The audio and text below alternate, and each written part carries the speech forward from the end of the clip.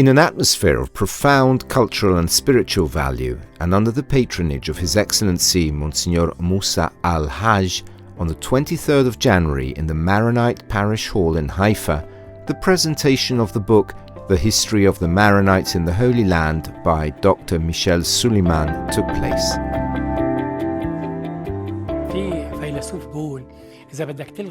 A philosopher once said, "If you want to erase a people, then make them abandon their history."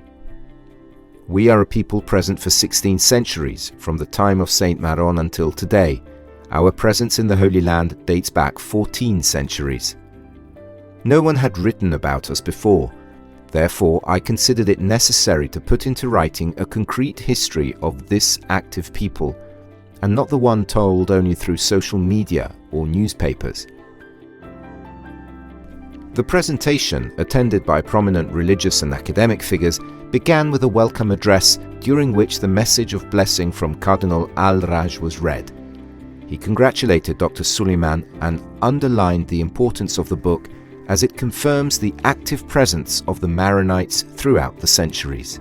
Subsequently, Monsignor Moussa al-Hajj, Maronite Archbishop of Haifa and of the Holy Land, delivered an address in which he congratulated the author and presented the chapters of the volume. This book is a dream for the Maronite Church. After reading it, our eyes were opened to many realities that we did not know in Haifa, Jerusalem, Jaffa, Nazareth. Here, for example, there was a school belonging to the Maronite Church. Between 1911 and 1942, 219 students studied there. This book is a fundamental reference. We can no longer speak about the Maronite Church without referring to this work. The book represents a valuable addition to the Christian and historical library. This book is the result of about 5 years of work based on extensive and in-depth field research. It is a pioneering work and the first of its kind to address the Maronite presence in the Holy Land. The book is about 500 pages long and is composed of 16 chapters. The author opens with a chapter entitled "Who are the Maronites?", in which he explains their origin as an ascetic movement linked to Saint Maron, the transition from life in the desert and open lands to monastic life, and later their organization under the aegis of the Catholic Church. The book also highlights the contribution of the Maronites to safeguarding Christian identity in this land, in the context of the conflicts and persecutions suffered throughout different historical periods. The importance of the book also lies in the connection between the Holy Land and Lebanon, due to the presence of the Maronite community. The author dedicated 14 chapters to the Maronites of the Holy Land. Each chapter bears the name of the city or village in which the Maronites live, including the names of families and the history of their arrival in those places. The book indicates that the majority live in Haifa and in Galilee, while hundreds reside in Jaffa, Jerusalem and Bethlehem.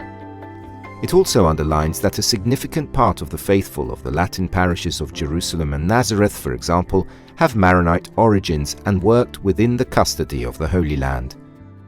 Today there are about 10,000 Maronites in the country, and even though they are not strong numerically, their presence is active among Arab and non-Arab communities. The importance of the book also lies in the fact that it addresses different historical periods, helping us to understand that our destiny in the Holy Land and in the Middle East is to live in a context of cultural plurality, where all parties respect one another's culture and other religions, because there is space for everyone.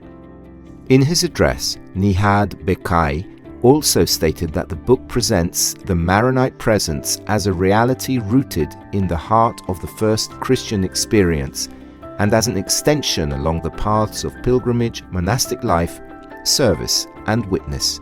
This book has several important aspects. First of all, it documents a noble community in the Holy Land which has made a very significant contribution in the religious, social, political and cultural fields over many decades. Secondly, it allows the reader to know his or her own historical roots. And thirdly, It is a work of documentation. We have an urgent need to document. The presentation concluded with a book signing session by the author.